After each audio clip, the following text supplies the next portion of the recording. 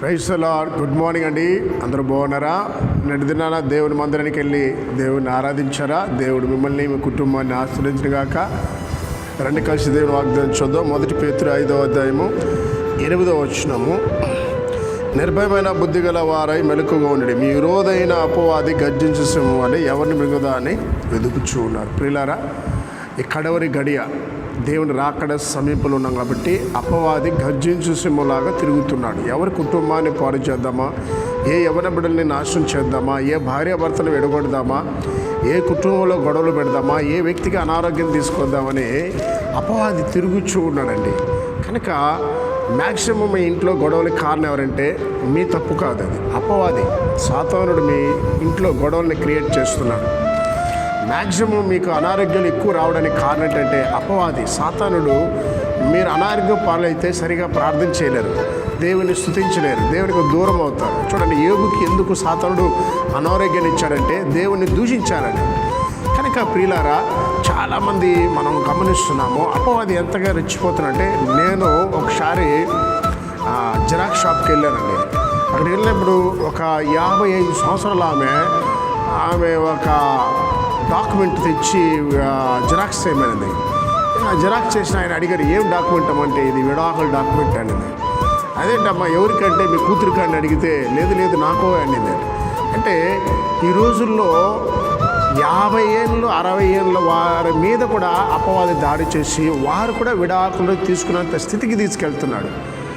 అంటే లోకము ఎంతగా చెడిపోయిందంటే, ఎంతగా సాతానుడు యవ్వన బిడ్డల్ని పాడు చేస్తుంటే, ఎంతగా పసికందుని పాడు చేస్తున్నంటే వాడు దిగజారిపోతున్నాడండి. కనుక ఈ అంత్య దినములలో మనం మెలకువగా ఉండకపోతే నష్టాలు జరిగిపోతుంది. వాడు చేయాల్సిన డ్యామేజ్ చేస్తాడు. నీ పిల్లల్లో చెడు సహవాసం చేరి చెడు మార్గంలో వెళ్ళిపోతారు. నీ కుటుంబంలో జరగాల్సిన నష్టము జరిగిపోతుంది. నీ కుటుంబంలో జరగాల్సిన ఆర్థిక ఇబ్బందులు జరిగిపోతుంది. ఎందుకు? నువ్వు మెలకువగా ఉండి ప్రార్థన చేయకపోతే. కనుక దేవుడు హెచ్చరిస్తున్నాడు, పరిశుద్ధాత్ముడు ఉదయకాలం నేను హెచ్చరిస్తున్నాడు. ప్రియ తల్లి, ప్రియ తండ్రి, నీ బిడ్డల కోసం నువ్వు మెలకువగా ప్రార్థన చేస్తున్నావా? నీ భర్త కోసం నువ్వు మెలకువగా ప్రార్థన చేస్తున్నావమ్మా? నీ భార్య కోసం, నీ కుటుంబ సభ్యుల కోసం మెలకువగా ప్రార్థన చేస్తున్నారా?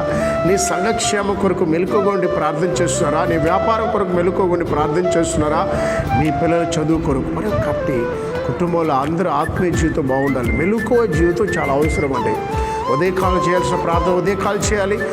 కుటుంబ ప్రార్థన చేయాల్సినప్పుడు కుటుంబ ప్రార్థన చేయాలి. సంఘంలో ప్రార్థన సంఘంలో చేయాలి. ఏ ప్రార్థన ఉంటే ఆ ప్రార్థన మనం చేస్తూ ముందుకు సాగితే అపవాది నుంచి దేవుడు భద్రత ఇస్తాడు, అపవాది నుంచి కాపాడుతాడు. అటు ఉదయకాలం పరిశుద్ధాత్ముడు మనందరి బలపరిశుద్ధ వందనాలు చెల్లిస్తాడు. ప్రార్థన చేద్దారండి. మహాగణుడా, పరిశుద్ధుడా, ఈ ఉదయకాలన వాగ్దానం నా ప్రతి ఒక్క బిడ్డల మీద నీకు అభిషేకం ఉంచాను తండ్రి. నైనా ఎవరెవరు నా ప్రభా ఈ వాగ్దానాలు విన్నారు నైనా వారి మీద నీ యొక్క కృప ఉంచిన ప్రభా, నీ కనికరాన్ని ఉంచమని ప్రార్థిస్తున్నాను తండ్రి. అనారోగ్యంతో ఉన్న బిడ్డలు దీవించనయ్యా ప్రభా. ప్రత్యేకించిన తండ్రి, ఎవరైతే నైనా హాస్పిటల్లో ప్రభా ఇప్పుడే సీరియస్ కండిషన్లో ఉన్నారో వాళ్ళ మీద నీ కటాక్షం ఉంచండి, వారికి స్వస్థత దయచ్చన ప్రభా. అప్పులు ఊబులు ఉన్న వారికి లేవనెత్తనైనా వారి కనికరం చూపించిన తండ్రి. సమాధానం లేని వారికి సమాధానం దయచ్చన ప్రభా. ఎదుగో తండ్రి, కుటుంబాలనైనా ప్రభా పిల్లలు యవన బిడ్డలైనా పాడైపోతున్నారయ్యా, వారి మీద అయ్యా నీ రక్తాన్ని ప్రోత్సహించి యవనస్తులను రక్షించమని ప్రార్థిస్తున్నాం. ఈ కడవరి దినాలన ప్రభా ఆత్మహత్యకు పురుకొల్పోయి దెయ్యాల నుంచి ప్రజలు కాపాడినా ప్రభా. అయా ఎవరైతే సమాధానం అయా కనికరి లేకుండా ఉన్నారో వారి మీద జాలి చూపించండి. ఆకలితో అలమటిస్తున్న బిడ్డలకి ఆహారం దయచండి. ఈరోజు పుట్టినరోజు వివాహం జరుపుకున్న బిడ్డలు దీవించమని యేసు నామములో ప్రార్థిస్తున్నాం తండ్రి. ఆమేన్.